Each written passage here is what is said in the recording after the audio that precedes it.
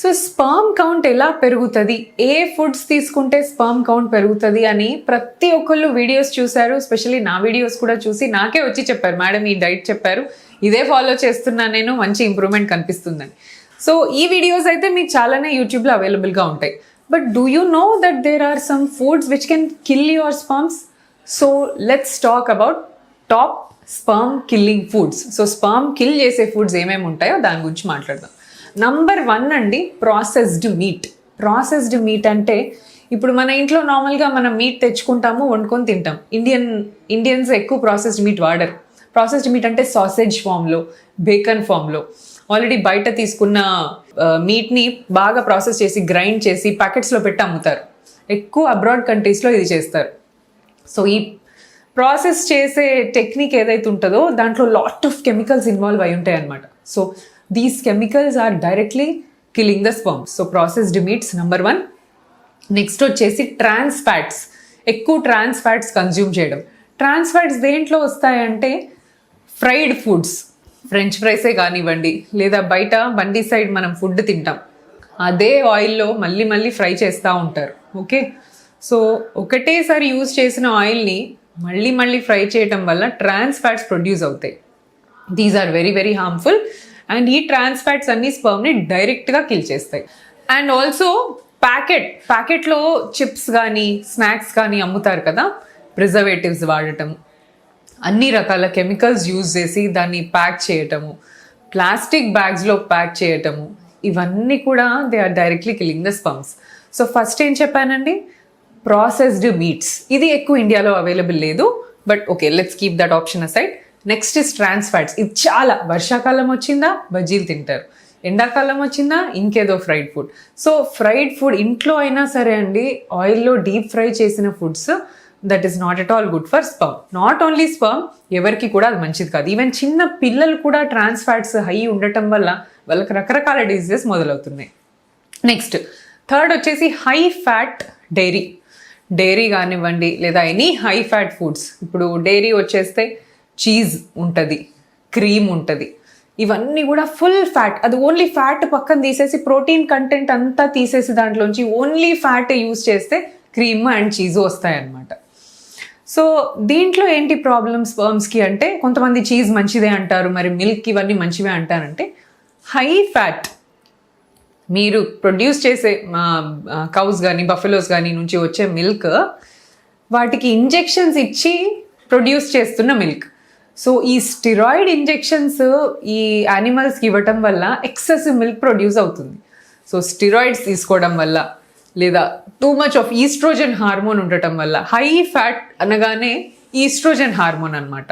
So high amounts of estrogen, high amounts of steroids, ఇవి తీసుకుంటున్నప్పుడు sperm production signal మొత్తం stop అయిపోతుంది. So డైరెక్ట్గా ఒక సిగ్నల్ స్టాప్ అయిపోతుంది. సో స్పర్మ్ ప్రొడక్షనే ఆగిపోతుంది. So trans fats, high fatty foods, processed meats, ఇవన్నీ కూడా చాలా డేంజర్.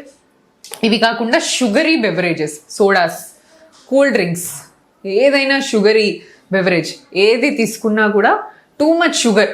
సో షుగర్ అనేది it's almost more than alcohol damage చేస్తుందని మనం చాలానే విన్నాము. సో షుగరీ బెవరేజెస్ అవాయిడ్ చేయాలి. And coming to alcohol again, excessive alcohol. ఇప్పుడు డైలీ కొంతమంది లిమిట్స్లో తీసుకుంటారు, less than 30 ml, less than 60 ml, ఇట్లా వారానికి కొంత పర్మిటెడ్. కానీ బింజ్ డ్రింకింగ్, ఇప్పుడు పార్టీస్ అయినప్పుడు ఫ్రీగా మందు పెడతారు కాబట్టి చాలా తీసుకుంటారు. So binge alcohol, new year parties, ఇంకేదో పార్టీస్ అయినప్పుడు చాలా తాగేస్తూ ఉంటారు. This binge drinking is not at all good for your sperm health. Okay, ఇది one thing. Excessive caffeine also in your coffees. కొంతమంది కాఫీ అలవాటు చాలా ఉంటుంది, టీ అలవాటు చాలా ఉంటుంది. ఈ థియోఫిలిన్ కానీ తర్వాత కెఫీన్ కానీ, excessive contents of it also can damage your sperm. And last, కొన్ని ఫిష్ ప్రోడక్ట్స్ ఉంటాయండి which are very high in mercury poisoning అవ్వచ్చు. సో దిస్ హై మెర్క్యూరీ ఉన్న ఫిష్ కూడా it's not at all good for sperm. So these are the top sperm killing foods which should be avoided as far as possible for a good reproductive health. IUI process ఇది వరకు చేయించుకున్నారు, అక్కడ result మనకు రాలేదు, negative వచ్చింది, periods వచ్చేసాయి, pregnancy confirm అవ్వలేదు. So IVF కూడా అదే సెంటర్లో చేయించుకోవాలా, లేదా ఐవీఎఫ్కి డిఫరెంట్ సెంటర్ మనం చూస్ చేసుకోవచ్చా? అలా ఐయుఐ ఒక దగ్గర, నెక్స్ట్ ప్రాసెస్ ఐవీఎఫ్ ఒక దగ్గర చేసుకుంటే ఏదైనా ప్రాబ్లమా? దీని గురించి మాట్లాడదామండి. సో జనరలీ ఏంటంటే, ఒకసారి మనం ట్రీట్మెంట్ ఐయుఐ కానివ్వండి, న్యాచురల్ ట్రీట్మెంట్ కానివ్వండి, లేదా IVF, what ever treatment your taking, make sure మీరు విజిట్ చేసిన సెంటర్లో ఈ థింగ్స్ ఉన్నాయా లేదా అని చెక్ చేసుకోండి. ఒకటి, advanced fully equipped lab. So high quality lab, high quality equipment with proper incubators, skilled embryologist, lab కరెక్ట్గా ఉందా లేదా చెక్ చేసుకోవడం important. Next, clinicians. So clinicians అంటే డాక్టర్స్. సో మీరు ఎంచుకున్న డాక్టర్ సక్సెస్ రేట్ ఎలా ఉంది ఆ సెంటర్లో, సో వాళ్ళ స్కిల్, సో ఇవన్నీ కూడా తెలుసుకోవాలి. So doctor is important, embryologist is important. అలానే వాళ్ళకి ఉన్న మొత్తం infrastructure, like proper scan machines ఉన్నాయా, అడ్వాన్స్డ్ స్కాన్ మెషిన్స్ ఉన్నాయా, లేదా వాళ్ళు యూజ్ చేసే ఐయుఐకి కానీ లేదా ఐవీఎఫ్కి కానీ యూజ్ చేసే ఇంజెక్షన్స్, మెడిసిన్స్ అన్నీ హై క్వాలిటీ ఉన్నాయా లేదా. సో ఇవన్నీ కరెక్ట్గా ఉన్నాయి అంటే మీరు ఎక్కడికి వెళ్ళినా పర్లేదు.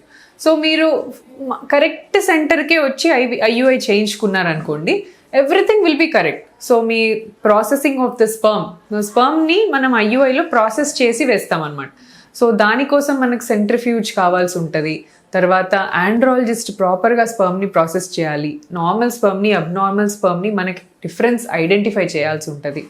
సో ఇవన్నీ కూడా కరెక్ట్గా తెలుసుకొని స్పర్మ్ కరెక్ట్గా చేసే వాళ్ళ దగ్గర ఐయుఐ చేసుకుంటే మీ సక్సెస్ రేట్స్ బాగుంటాయి. ఇప్పుడు ఫర్ ఎగ్జాంపుల్ మీరు లోకల్ చిన్న సెంటర్స్కి వెళ్ళారు, అక్కడ ప్రాపర్ ల్యాబ్ సెటప్ ఉండదు, ఐయుఐ సెటప్ ఉండదు, అండ్ హస్బెండ్ కూడా స్పర్మ్ ఇవ్వడానికి ఒక ప్రాపర్ రూమ్ ఉండదు అనమాట. సో సెమెన్ ఇవ్వటానికి ఐయుఐ ప్రొసీజర్ చేసేటప్పుడు ఇన్ హౌస్ అంటే సెంటర్లోనే సెమెన్ శాంపుల్ ఇస్తే అప్పుడు స్పర్మ్ డీజనరేట్ కాకుండా, డ్యామేజ్ కాకుండా మనం స్పర్మ్ని ప్రాసెస్ చేసుకోవచ్చు. సో చిన్న సెంటర్స్లో ఒక ప్రాపర్ రూమ్ ఉండదు, హోమ్ కలెక్షన్లో తీసుకొచ్చిన స్పర్మ్తో అంత మంచి సక్సెస్ రేట్స్ ఉండవు అనమాట. సో ఇవన్నీ ఉన్నాయా లేదా చెక్ చేసుకొని ఆ సెంటర్లో మీరు ఐయుఐ చేయించుకున్నారంటే సక్సెస్ రేట్స్ బాగుంటాయి. సో దెన్ మీరు చేయించుకున్న సెంటర్లో ఆల్రెడీ డాక్టర్కి మీ ఎగ్ గ్రోత్ ఎలా ఉంటుంది, సార్ స్పర్మ్ కౌంట్ ఎలా ఉంది, అన్నీ డాక్టర్కి ఒక ఐడియా ఉంటుంది. సో జనరలీ సేమ్ సెంటర్లో మీరు ఫస్టే మంచి సెంటర్ చూస్ చేసుకుంటే అదే సెంటర్లో ఐవీఎఫ్ కంటిన్యూ అవ్వచ్చు, అలా ఏమీ లేదు.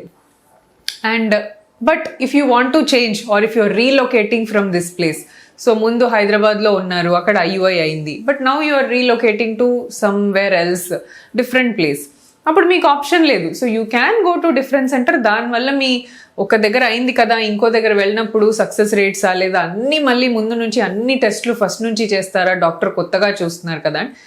మనం ఆల్రెడీ పాత సెంటర్లో మీకు సంబంధించిన రిపోర్ట్స్ కానీ, మీ సెమెన్ అనాలిసిస్ రిపోర్ట్స్, మీరు చేయించుకున్న బ్లడ్ టెస్ట్ అన్నీ సమరీ లాగా ఇవ్వబడతాయి అనమాట. So you can take these records and probably show it to the centre where you're trying a new IVF cycle.